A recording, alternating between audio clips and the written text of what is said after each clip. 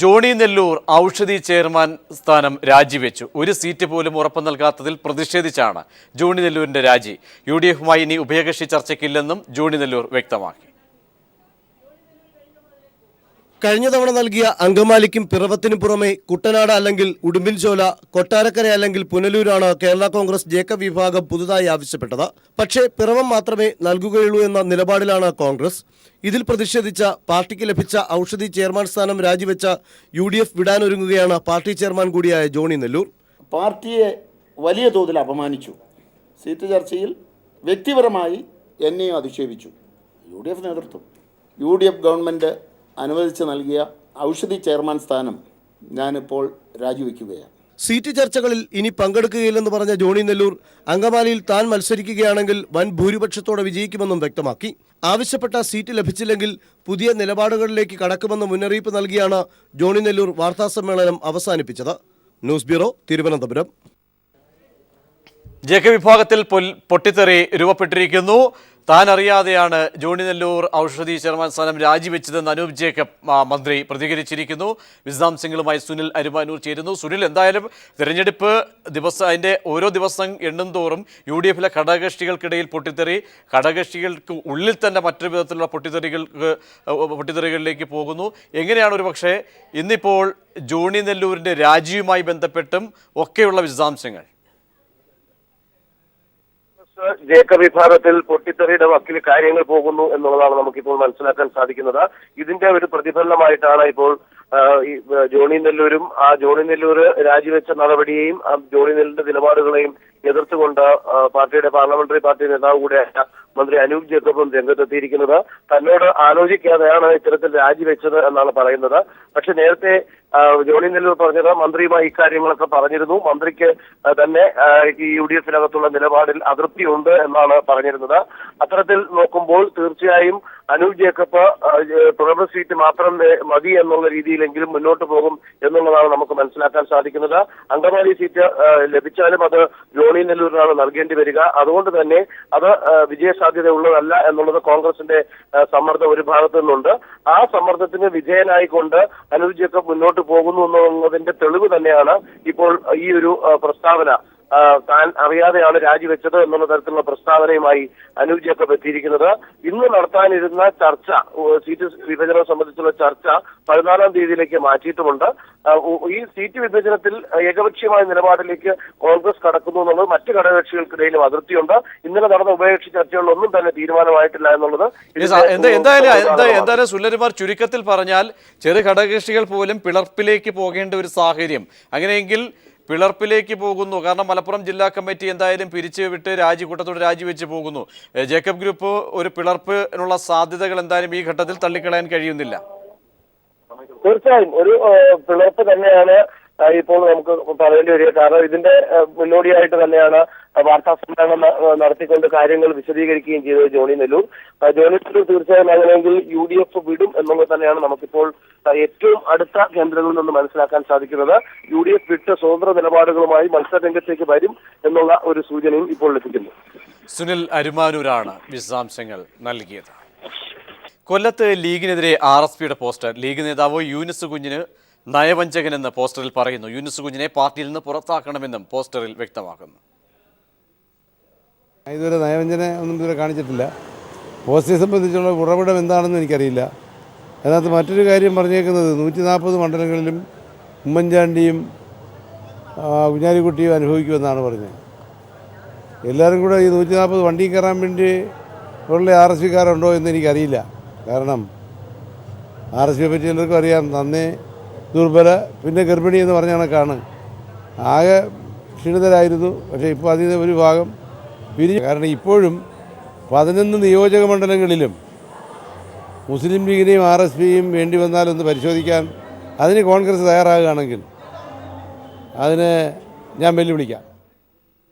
കേരള കോൺഗ്രസിന്റെ പിളർപ്പോടെ പ്രതിസന്ധിയിലായിരിക്കുകയാണ് പത്തനംതിട്ട ജില്ലയിലെ UDF നേതൃത്വം.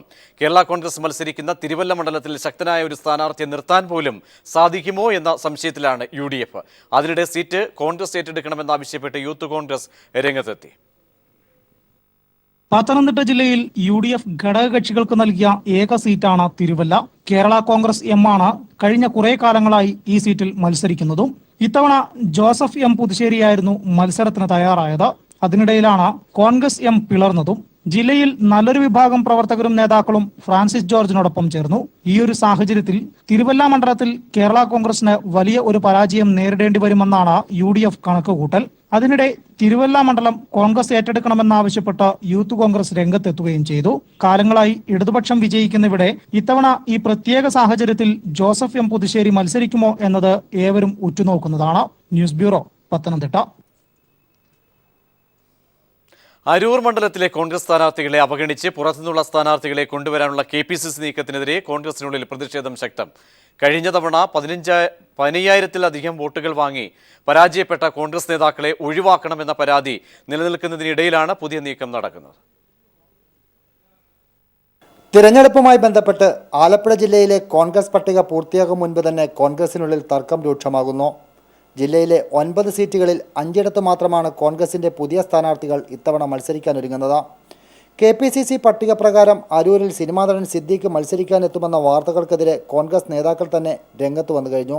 KPCC സെക്രട്ടറി അബ്ദുൽ ഗഫൂർ ഹാജി, ഒരു കാരണവശാലും പുറത്തുനിന്നുള്ള സ്ഥാനാർത്ഥികളെ കൊണ്ടുവരാൻ ആരും ശ്രമിച്ചായിട്ട് എൻ്റെ ശ്രദ്ധ വന്നിട്ടില്ല.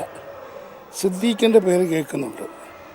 VM സുധീറിനെ പോലെ ഒരാൾ കേരള പ്രദേശ് കോൺഗ്രസ് കമ്മിറ്റിയുടെ അധ്യക്ഷനായിരിക്കുന്നത്രയും കാലം 100% പൊളിറ്റിക്കൽ മണ്ഡലമായ അരൂർ നിയോജക മണ്ഡലത്തിൽ ഒരിക്കലും ഇതുപോലുള്ള സിനിമാ താരത്തെ വെച്ച് പരീക്ഷിക്കാൻ VM സുധീരൻ തയ്യാറാകില്ലെന്ന് ഉത്തമ ബോധ്യം എനിക്കുണ്ട്. കുട്ടനാട് സീറ്റ് കോൺഗ്രസിന് വേണമെന്ന ആവശ്യം ഉയർന്നിരുന്നു. എന്നാൽ കേരള കോൺഗ്രസിന്റെ ശക്തി കേന്ദ്രമായ കുട്ടനാട് വിട്ടുതരില്ല എന്ന് KM മാണി തന്നെ നിലപാട് വ്യക്തമാക്കിയതോടെ ഈ സാധ്യതയും മങ്ങി. തീർച്ചയായിട്ടും കേരള കോൺഗ്രസിൻ്റെ ശക്തി മേഖലയാണ് ആ കുട്ടനാട് സീറ്റ്. ഞങ്ങൾക്ക് തീർച്ചയായിട്ടും അവിടെ പരമ്പരാഗതമായി കുട്ടനാട് കേരള കോൺഗ്രസിൻ്റെ ഒരു മേഖലയാണ്. ഇത്തവണ ജനകീയരായ സ്ഥാനാർത്ഥികൾ വന്നില്ലെങ്കിൽ ജില്ലയിലെ UDFന്റെ സ്ഥിതി പഴയതിലും താഴെ പോകാൻ സാധ്യതയുള്ളതായാണ് ജില്ലാ കോൺഗ്രസ് നേതൃത്വം സംസ്ഥാന നേതൃത്വത്തെ അറിയിച്ചിരിക്കുന്നത്. അതുകൊണ്ട് തന്നെ ശക്തരായ സ്ഥാനാർത്ഥികളെ മണ്ഡലത്തിൽ നിലനിർത്തണമെന്ന ആവശ്യമാണ് ഇപ്പോൾ ഉയർന്നു വരുന്നത്. Shajahan, news bureau, Alappuzha. ശോഭാ സുരേന്ദ്രനെ സ്ഥാനാർത്ഥിയാക്കുന്നതിനെ ചൊല്ലി BJP പാലക്കാട് ഘടകത്തിൽ ഭിന്നത രൂക്ഷം. തെരഞ്ഞെടുപ്പ് കമ്മിറ്റി ഓഫീസ് ഉദ്ഘാടനത്തിൽ നിന്നും ശോഭാ സുരേന്ദ്രനെ ഒഴിവാക്കി. ശോഭാ സുരേന്ദ്രനെയായിരുന്നു ഉദ്ഘാടനത്തിന് നിശ്ചയിച്ചിരുന്നത്. C. കൃഷ്ണകുമാറിനെ സ്ഥാനാർത്ഥിയാക്കണമെന്നാണ് പാലക്കാട് ഘടകത്തിന്റെ ആവശ്യം. വിശദാംശങ്ങൾ ലതീഷ് AK നൽകും. ലതീഷ്, BJPക്ക് ഏറെ പ്രതീക്ഷ ഉള്ള മണ്ഡലങ്ങളിൽ ഒന്നാണ്. ആ മണ്ഡലത്തിൽ പോലും കടുത്ത ഭിന്നതയിലേക്ക് പോകുന്നു. ശോഭാ സുരേന്ദ്രനെ വ്യക്തമായും തള്ളിക്കൊണ്ടുള്ള നിലപാടിലേക്കാണോ ജില്ലാ ഘടകം പോകുന്നത്? തീർച്ചയായും പ്രജീഷ്, BJPയുടെ പാലക്കാട് നിയമസഭാ സ്ഥാനാർത്ഥി നിർണയം വലിയ പൊട്ടിത്തെറിയിലേക്ക് നീങ്ങുന്നതിന്റെ ഒരു സൂചനയാണ് ഇന്ന് രാവിലെ നടന്ന തെരഞ്ഞെടുപ്പ് കമ്മിറ്റി ഓഫീസിന്റെ ഉദ്ഘാടകയായി നിശ്ചയിച്ചത്. BJP കോർ കമ്മിറ്റി പാലക്കാട് സീറ്റിലേക്ക് തീരുമാനിച്ച ശോഭാ സുരേന്ദ്രനെ ആയിരുന്നു. എന്നാൽ ശോഭാ സുരേന്ദ്രൻ എത്തും മുമ്പ് തന്നെ ജില്ലാ ഘടകം ഓഫീസ് ഉദ്ഘാടനം നിർവഹിച്ചു. മണ്ഡല കമ്മിറ്റി നിർദ്ദേശിച്ച സ്ഥാനാർത്ഥി പാലക്കാട് നഗരസഭ വൈസ് ചെയർമാനും BJP സംസ്ഥാന സെക്രട്ടറിയുമായ C. കൃഷ്ണദാസിന്റെ പേരാണ്.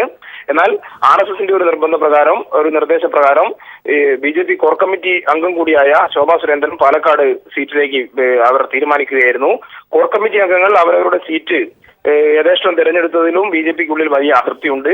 പ്രത്യേകിച്ച് പാലക്കാട് സംബന്ധിച്ചിടത്തോളം പാലക്കാട് BJP സംസ്ഥാന നേതൃത്വം തന്നെ വലിയ പ്രതീക്ഷ വെച്ചു കൊടുക്കുന്ന ഒരു സീറ്റിലേക്ക് ശോഭാ സുരേന്ദ്രനെ ഇത്തരത്തിൽ സ്ഥാനാർത്ഥിയാക്കിയതിനെതിരെയുള്ള പ്രതിഷേധം ശക്തമായിക്കൊണ്ടിരിക്കുന്ന സാഹചര്യത്തിലാണ് ഇന്ന് നടന്ന ഓഫീസ് ഉദ്ഘാടനം. ഇത് വലിയ തോതിലുള്ള തിരിച്ചടി ഉണ്ടാക്കുമെന്നുള്ള സൂചനകളും ലഭിക്കുന്നുണ്ട്. അതായത് കൃഷ്ണകുമാറിനെ സ്ഥാനാർത്ഥിയാക്കിയില്ലെങ്കിൽ പാലക്കാട് മണ്ഡലം ഭാരവാഹിത്വം രാജിവെക്കുന്നടക്കമുള്ള ഭീഷണി സംസ്ഥാന നേതൃത്വത്തെ അറിയിച്ചതായാണ് നമുക്ക് ലഭിക്കുന്ന വിവരം. പ്രതീഷ് AK ലതീഷാണ് വിവരങ്ങൾ നൽകിയത്. ആശയവിനിമയത്തിന് താൽപര്യം പ്രകടിപ്പിച്ചാൽ മലയോര വികസന സമിതിയുമായി ചർച്ചയ്ക്ക് തയ്യാറെന്ന് P. മോഹനൻ മാസ്റ്റർ. മലയോര വികസന സമിതിക്ക് മുന്നിൽ വാതിൽ കൊട്ടിയടക്കില്ല എന്നും UDFനെതിരായി ആരുമായും ആശയവിനിമയത്തിന് തയ്യാറെന്നും മോഹനൻ മാസ്റ്റർ പ്രതികരിച്ചു. വഞ്ചിച്ചിരിക്കുന്നു എന്നുള്ള വികാരം പ്രകടിപ്പിച്ച് പരസ്യമായി രംഗത്ത് വരുന്നവർ ഒരാശയവിനിമയത്തിന് തയ്യാറായാൽ വാതിൽ കൊട്ടിയടക്കേണ്ട കാര്യം ഞങ്ങളെ സംബന്ധിച്ചിടത്തോളമില്ല. കൃഷിക്കാരുടെ താല്പര്യങ്ങൾ പരിരക്ഷിക്കുന്നതിന്, അതുപോലെ ഇതര ജനവിഭാഗങ്ങളുടെ താല്പര്യം പരിരക്ഷിക്കുന്നതിന് ഇതിനോടെല്ലാം നിഷേധ നിലപാട് സ്വീകരിച്ച ഗവൺമെൻറ്റിനെതിരായിട്ട് വികാരം പ്രകടിപ്പിക്കുന്നതിന് മുന്നോട്ട് വരുന്ന ആരുമായിട്ടും ആശയവിനിമയം നടത്തും. 9,000 കോടി തട്ടിച്ചു മുങ്ങിയ വിജയ് മല്യ വിശദീകരണവുമായി രംഗത്തെത്തി. ട്വിറ്ററിലാണ് മല്യയുടെ വിശദീകരണം വന്നിരിക്കുന്നത്. താൻ ഒളിച്ചോടിയതല്ലെന്നാണ് വിജയ് മല്യ പറയുന്നത്. താൻ രാജ്യത്തെ നിയമവ്യവസ്ഥയെ ബഹുമാനിക്കുന്ന പൗരനാണെന്നും ബിസിനസ്സുകാരൻ എന്ന നിലയിൽ രാജ്യത്തിന് പുറത്ത് സഞ്ചരിക്കുന്നത് സ്വാഭാവികമാണെന്നും വിശദീകരിക്കുന്ന വിജയ് മല്യ താൻ മാധ്യമ വിചാരണയുടെ ഇരയാണെന്നും കുറ്റപ്പെടുത്തുകയും ചെയ്യുന്നു.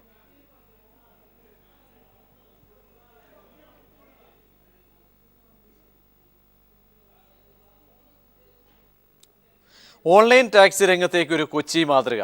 യൂബർ, ഒലേ മാതൃകയിൽ കൊച്ചിയിൽ പുതിയ ഓൺലൈൻ ടാക്സി സംവിധാനം നിലവിൽ വന്നു. എറണാകുളം ജില്ലാ കാർ ഡ്രൈവേഴ്സ് വെൽഫെയർ സൊസൈറ്റിയാണ് സംരംഭത്തിന് പിന്നിൽ.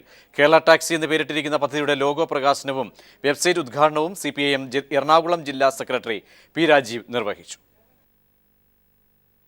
സ്മാർട്ട് ഫോൺ കയ്യിലെടുക്കുക, പ്ലേ സ്റ്റോറിൽ നിന്ന് കേരള ടാക്സി എന്ന ആപ്ലിക്കേഷൻ ഡൗൺലോഡ് ചെയ്യുക, രജിസ്റ്റർ ചെയ്യുക. സംഭവം സിമ്പിൾ. യൂബർ, ഒലേ മാതൃകയിൽ ടാക്സി സേവനം വിരൽ തുമ്പിൽ. വൻകിട കമ്പനികളുടെ മത്സരത്തിൽ നിന്ന് ടാക്സി തൊഴിലാളികളെ രക്ഷിക്കുക, ഇതോടൊപ്പം ടാക്സി സേവനത്തിലും ഗുണനിലവാരത്തിലും കാലാനുഗതമായ മാറ്റം വരുത്തുക എന്നീ ലക്ഷ്യങ്ങളോടെയാണ് കേരള ടാക്സിയുടെ രംഗപ്രവേശം. യാത്രക്കാർക്കും ഡ്രൈവർമാർക്കും വേണ്ടി വ്യത്യസ്ത മൊബൈൽ ആപ്പുകളും യാത്രകൾ മുൻകൂറായി ബുക്ക് ചെയ്യുന്നതിനായി www.keralataxi.co എന്ന വെബ്സൈറ്റും തയ്യാറായതായി സൊസൈറ്റി ഭാരവാഹികൾ അറിയിച്ചു. കേരള ടാക്സിയുടെ ലോഗോ പ്രകാശനം CPIM എറണാകുളം ജില്ലാ സെക്രട്ടറി P. രാജീവ് നിർവഹിച്ചു. നിലവിലുള്ള നിയമാനുസൃതമായിട്ടുള്ള ടാക്സി സർവീസ് കാര്യക്ഷമമാക്കുക.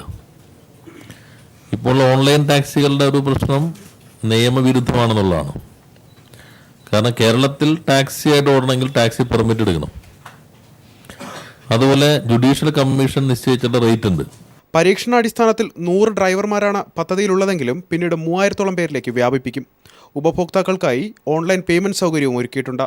സർക്കാർ അംഗീകരിച്ച നിരക്കിൽ മിനിമം ചാർജ് 150 രൂപയും കിലോമീറ്ററിന് 10 രൂപയുമാണ് ഈടാക്കുക. രജിസ്റ്റേർഡ് ഡ്രൈവർമാർക്ക് ആർക്കും കേരള ടാക്സിയിൽ അംഗങ്ങളാകാം. ഇവർക്ക് സ്മാർട്ട് ഫോണും പരിശീലനവും സൊസൈറ്റി നൽകും. ഓട്ടോറിക്ഷകളിലും ഓൺലൈൻ സംവിധാനം ഏർപ്പെടുത്താൻ ആലോചിക്കുന്നതായും ഭാരവാഹികൾ കൊച്ചിയിൽ പറഞ്ഞു. News bureau, Kochi.